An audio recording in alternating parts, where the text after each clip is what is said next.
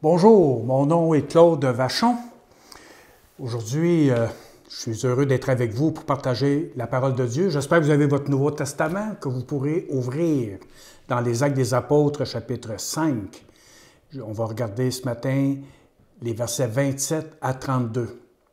Pour que tu changes ta vie et reçoives le pardon. Le contexte, c'est que les apôtres font beaucoup de choses étonnantes que la Bible nous dit, extraordinaires devant le peuple, au milieu du peuple de Dieu. Et là, il y a une réaction religieuse. L'establishment ne sont pas contents parce qu'ils avaient déjà averti Pierre et Jean de ne pas parler du nom, de ne pas parler du nom de Jésus, de ne pas prêcher l'Évangile, de ne pas parler de celui qui est ressuscité. Et ils avaient été maltraités. Et pourtant, les apôtres continuent à annoncer l'Évangile, continuent à prêcher le Christ. Alors, encore une fois, ils se font arrêter. Et au chapitre 5, au verset 27, il est dit « Les gardes amènent les apôtres devant le tribunal religieux. Le grand prêtre les interroge. Il leur dit « Nous vous avions sévèrement interdit d'enseigner au nom de cet homme-là. Mais vous avez rempli Jérusalem de votre enseignement.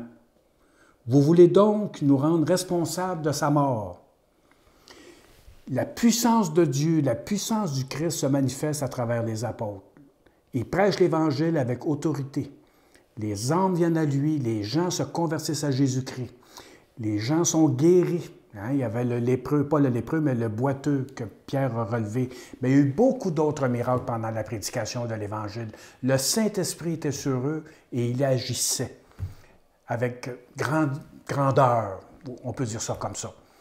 Et ça, ça choque. Ça dérange les intellectuels de la place. Ça dérange le monde religieux qui, eux, n'ont pas de puissance. Tout ce qu'ils font, c'est qu'ils enseignent des choses. Ils répètent des histoires, mais sans puissance, sans autorité. Alors, ils veulent faire taire les apôtres. Et là, ils disent, ce que vous êtes en train de faire, nous, on vous interdit d'enseigner en son nom. Et non seulement ça, mais en plus, vous rajoutez, vous dites, vous nous rendez responsables de sa mort. Dans la Bible Hostie et dans la Bible Jérusalem, ça dit, et que vous voulez faire retomber sur nous le sang de cet homme. Alors oui, Pierre les accuse. Pierre, il dit, vous avez livré Jésus aux païens, à du monde qui ne connaissent pas Dieu, pour l'éliminer, pour l'exécuter, pour le faire mourir. C'est vous qui avez fait ça. Oui, c'est vrai qu'il les accuse. Oui, c'est vrai que le sang va retomber sur ces gens-là. C'est comme s'ils avaient oublié quelques jours avant. Ça ne fait pas longtemps là, que le Seigneur a été crucifié à la croix et qu'il est ressuscité des morts. Ça fait peut-être 1 mois et demi, 2 mois, peut-être 3 mois. Et déjà, ces gens-là, ces gens religieux, on dirait qu'ils ont oublié ce cri que la foule disait au moment que Jésus meurt sur la croix, que son sang retombe sur nous et sur nos enfants. Au moment où Pilate voulait libérer Jésus et condamner Barabbas, le peuple criait que son sang retombe sur nous et sur nos enfants. Ils ont dit ça, là. Et là, eux, ils disent, vous voulez que son sang retombe sur nous. Ben oui, c'est ça que vous avez dit, c'est ça que vous avez demandé. Et effectivement, c'est ça qui va arriver. 40 ans plus tard, Jérusalem sera détruit, le temple sera rasé, anéanti. Ils ont attiré à eux, dans l'Ancien Testament, lorsqu'il y avait un meurtre injustifié, le prix à payer, si le condamné n'était pas condamné, le sang de la victime retombait sur la nation, non seulement sur le meurtrier, mais la nation était responsable de ne pas avoir accusé le meurtrier et condamné. Et là, ici, on parle du prince de la vie qui a été condamné, crucifié injustement. Donc, si on se fie à la loi de l'Ancien Testament, bien, le crime retombe non seulement sur ceux qui l'ont accusé, qui ont commis le crime, mais ça va retomber sur le peuple. Et c'est ce qui se passe. C'est ce qui va se passer 40 ans après. Ensuite, ce qu'on trouve intéressant dans ce verset-là, c'est qu'ils ne prononcent jamais le nom de Jésus. Hein? Ils disent, « Nous vous avions sévèrement interdit d'enseigner au nom de cet homme-là. » Ils ne prononcent pas le nom. Comme ils ne prononcent pas non plus le nom de Dieu, c'est intéressant, ils ne disent pas Yahweh, l'Éternel. Ils ne disent jamais le nom de Dieu. Est-ce que ça voudrait dire qu'ils reconnaissent que Jésus est Dieu? Je vous dis ça de même, là. Défendu de prononcer le nom de Dieu, défendu de prononcer le nom de Jésus. En tout cas, c'est à nous d'y penser. Non seulement qu'ils défendent, mais il dit cet homme-là. Il le dénigre, il le rabaisse, il le réduisent à comme quelqu'un d'insignifiant. Cet homme-là. Là, vous parlez au nom de cet homme-là. Comme si c'était rien. Alors, vous voyez leur attitude. Ils sont aucunement repentants. Aucun remords de ce qu'ils ont fait quelques semaines plus tôt, en assassinant un innocent. Pierre et les autres apôtres répondent, « Il faut obéir à Dieu plutôt qu'aux hommes. » Nous sommes appelés, chers amis, à obéir à Dieu plutôt qu'aux hommes. Même aux hommes religieux, Dieu passe en premier. Si les hommes, même les hommes religieux, m'amènent à désobéir à Dieu ou à ne pas faire la volonté de Dieu, Pierre le dit, et nous aussi on doit le dire, il faut obéir à Dieu plutôt qu'aux humains, qu'au système, qu'à la religion, qu'à la philosophie, qu'à la pensée du monde. C'est Dieu en premier. Un chrétien, c'est comme ça qu'il pense. C'est Dieu en premier. Je me soumets à lui, à sa volonté. Pierre continue. Vous avez tué Jésus en le clouant sur une croix. Mais le Dieu de nos ancêtres l'a réveillé de la mort. Il l'a ressuscité. Il est allé le réveiller. Hein? L'Esprit Saint est entré dans le tombeau. Puis il l'a réveillé. Moi, j'aime ça. J'aime tellement cette image. Il l'a relevé. C'est Dieu qui l'a relevé. Ce n'est pas Jésus qui s'est relevé lui-même.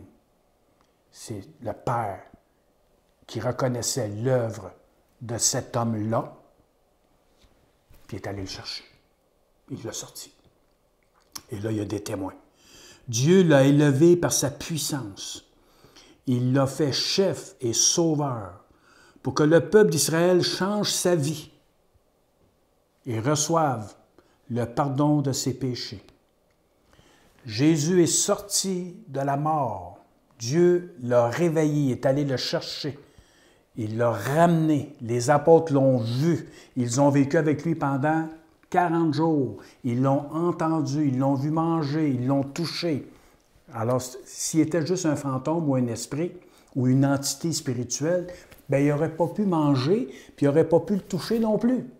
Alors, on voit la preuve de la résurrection corporelle de Jésus, que ce n'est pas juste son esprit qui est sorti du tombeau, mais son corps.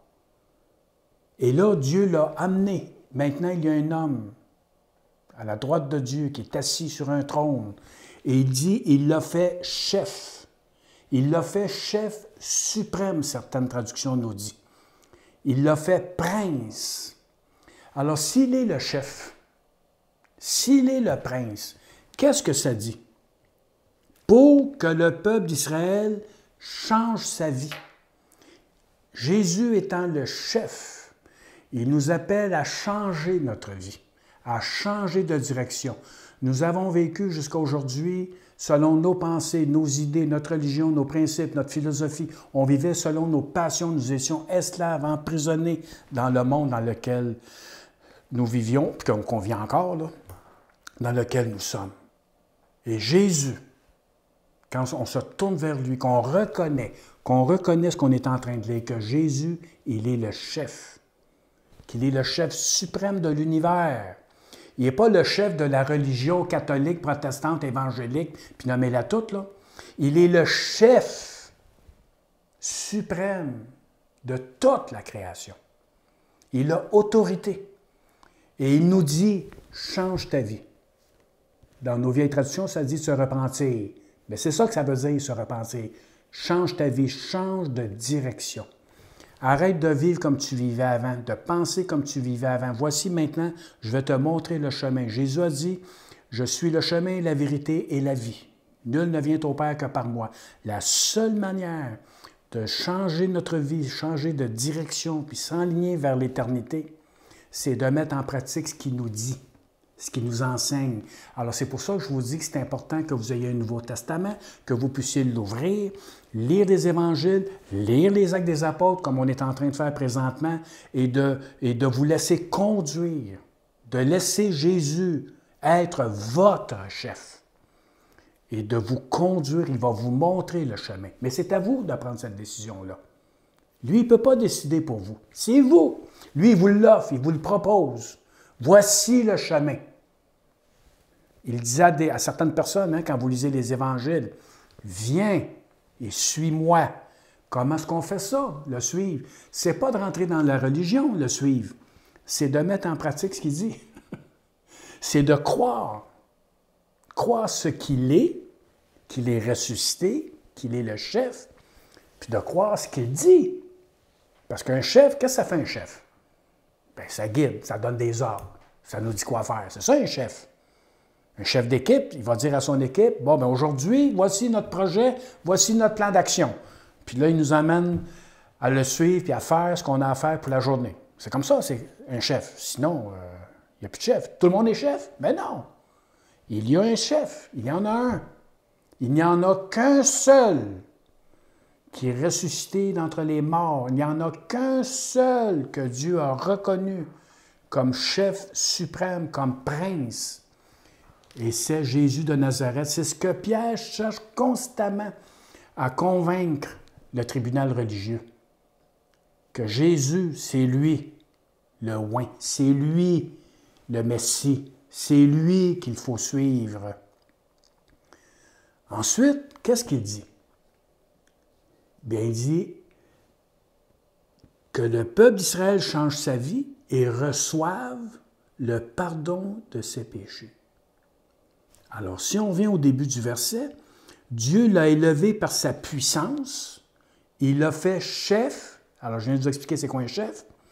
Il l'a fait chef et sauveur. Ah!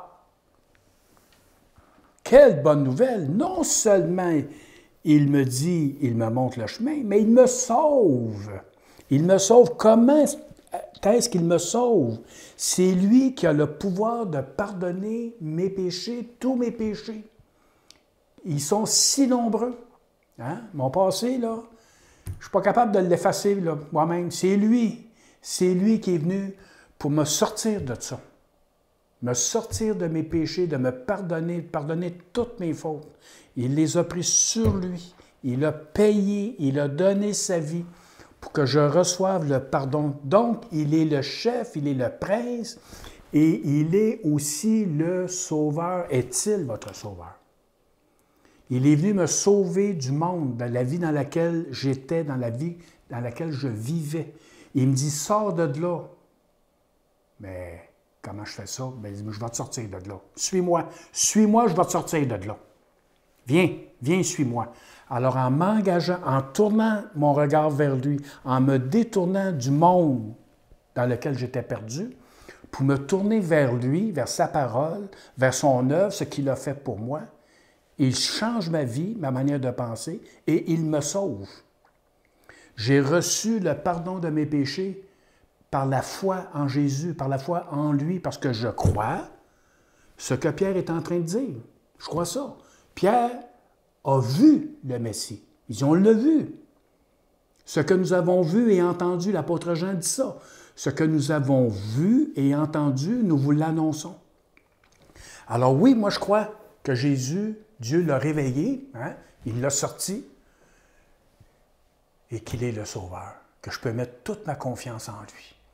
Donc, Jésus à partir d'aujourd'hui, maintenant, au moment où je vous parle, peut devenir en cet instant votre sauveur et votre chef. Votre vie va changer, vous allez être bouleversé. Vous allez découvrir des choses extraordinaires dans la parole de Dieu. Vous allez découvrir sa puissance, son amour, son affection, sa fidélité, sa passion. Mais ça, là, pour le voir, pour le découvrir, pour le vivre, bien, il faut se tourner vers lui. Il faut croire. Au départ, il faut croire ce que Pierre est en train de dire. Dieu l'a élevé par sa puissance. La puissance de Dieu s'est manifestée sur un homme. Le tribunal religieux le dit, là. Cet homme-là, Dieu il l'a choisi. Dieu il l'a choisi. Puis il l'a choisi pourquoi? Pour qu'il soit mon chef puis mon sauveur. C'est super! Alors, c'est à moi de le suivre maintenant. C'est tellement simple, chers amis. Et c'est quelque chose que nous pouvons vivre maintenant, au moment même que je vous parle. C'est un miracle, c'est quelque chose de fabuleux que vous pouvez vivre. Même les gens qui se pensent chrétiens, peut-être ont besoin de vivre cette expérience profonde, belle, et de dire oui. D'arrêter de s'accrocher à des choses que nous avons crues ou qu'on nous a fait croire et que non. Ce qui est important, là, c'est aujourd'hui. C'est pas ce qui s'est passé il y a 10 ans, 20 ans, 30 ans, 40 ans, puis une petite décision que j'ai peut-être prise il y a 40 ans, mais que j'ai oublié peut-être la moitié du verset. Là, tu sais. Parce qu'il y en a qui ont Jésus comme sauveur dans leur vie, mais ils ne l'ont pas comme chef. Mais est-ce que ça ne marche pas, ça? Ça, c'est un mensonge. Ça, c'est un mensonge qui est véhiculé. Qu'est-ce qu'il dit? Il l'a fait chef et sauveur. C'est ensemble. Il n'a pas dit, il l'a fait sauveur, puis un jour, il va être votre chef. Non, non. Ça se fait en même temps. Il est mon chef, il est mon sauveur. Maintenant. C'est maintenant que ça se passe. Puis là, il dit, pourquoi? Pour que tu changes ta vie. Pour que tu changes ta vie. Un chrétien, sa vie, elle est changée. Si vous avez la même vie que vous aviez il y a 5 ans, 10 ans, 15 ans, 30 ans, 40 ans, il y a quelque chose qui ne s'est pas passé dans votre vie. Alors, il faut le faire maintenant, sans honte, de ne pas se mentir. Pour moi, ce sont des textes extrêmement importants qui ont changé la mienne, ma vie. J'ai été longtemps chrétien, mais ma vie n'était pas changée. J'ai payé pour. Puis un jour, il m'a dit, Claude, je suis venu pour que ta vie change, pour que tu changes ta vie. Viens et suis-moi. Alors, c'est ce que j'ai fait. Et j'ai reçu le plein pardon de mes péchés. Et on termine avec le verset 32 qui nous dit, nous sommes témoins de tout cela. Nous et l'Esprit Saint que Dieu a donné à ceux qui lui obéissent. Alors ça aussi, j'aime ça, ce texte-là. L'Esprit Saint est donné à qui? À ceux qui lui obéissent. Moi, ce que j'entends souvent, Dieu donne l'Esprit Saint à ceux qui croient. J'entends ça. À ceux qui croient. Qu'est-ce que le verset dit? À ceux qui lui obéissent. Oui, mais c'est obéir à la foi. C'est de même qu'on s'en sort. Fait que là, on dit obéir à la foi. OK, obéir à la foi. Qu'est-ce que ça veut dire, obéir à la foi? C'est de croire. OK. Qu'est-ce que ça veut dire, croire? C'est de croire que Jésus est le chef et le sauveur. Il faut tout prendre. Il ne faut pas juste prendre ce qui fait notre affaire. Il est le chef et sauveur. Et là, l'Esprit Saint vient en nous. L'obéissance de la foi, c'est comme Abraham. C'est comme Caleb, hein, quand il dit « On va rentrer dans le pays et on va le conquérir ». Il y avait la foi. Mais c'était-tu juste la foi dans sa tête, la foi intellectuelle? Ben non, sa foi était active. Il croyait que Dieu était puissant, que Dieu était vivant. Abraham a cru ça aussi. Moïse, puis on peut tous les nommer, là. Leur vie, c'était une vie de foi, pas juste de croyance. Mes amis, la croyance ne sauve pas. Vous avez beau croire tout ce que je vous dis, ça ne sauve pas. La croyance doit être vivante, mise en pratique. Je crois que le Seigneur Jésus est le chef. Donc, Je me soumets à mon chef. Vous comprenez? C'est quelque chose qui va ensemble. J'aime beaucoup la traduction Chouraki qui dit que lui, tous les textes qui parlent de la foi, ils parlent d'adhérence, d'adhérer à Jésus-Christ. Adhérer à Jésus-Christ, c'est d'adhérer complètement. C'est de croire tout ce qu'il a fait, ce qu'il est, le Messie, tout ce qu'il a fait, tout ce qu'il a dit, et de le suivre. J'adhère totalement, entièrement à la personne de Jésus. Et c'est à cela que nous sommes appelés aujourd'hui. L'Esprit Saint est donné à ceux qui obéissent. Et c'est à nous maintenant de se tourner vers lui et de le recevoir par la foi, parce que j'ai décidé de le suivre aussi. Parce que, Seigneur, je crois que tu es le chef suprême. Je crois que tu es mon sauveur. Et à partir de maintenant, je vais te suivre. Je vais mettre en pratique ce que je vois, ce que je comprends dans ta parole. Et c'est le chemin à lequel nous sommes tous appelés. La réception de l'Esprit Saint ne dépend pas d'une émotion, d'un cri, d'une petite musique cute, là, puis là, on sent le Saint-Esprit. C'est pas de même. C'est pas comme ça. Dans le temps, là, il n'y avait pas de musiciens là, en train de tout le temps jouer de la petite musique là, pour toucher le monde, là, puis que le monde se mette à pleurer, puis que là, il ressente quelque chose. Là. Il n'y avait pas de ça. Le message était radical. Change ta vie, puis reçois le pardon de tes péchés. Reconnais maintenant que Jésus est le chef suprême, qu'il est le prince et qu'il est le sauveur. Crois en lui. Et tu seras sauvé.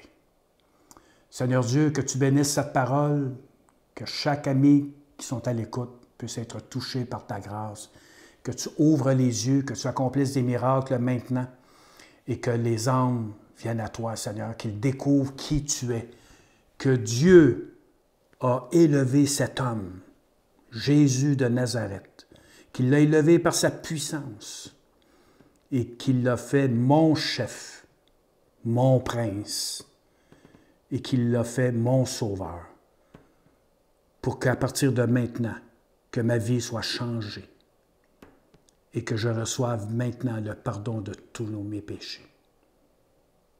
Que ceux qui sont à l'écoute puissent vivre cette expérience merveilleuse maintenant. Amen. Que le Seigneur vous bénisse. Vous pouvez nous suivre sur l'essentiel.ca. Continuez à lire votre Nouveau Testament. À la prochaine. Merci.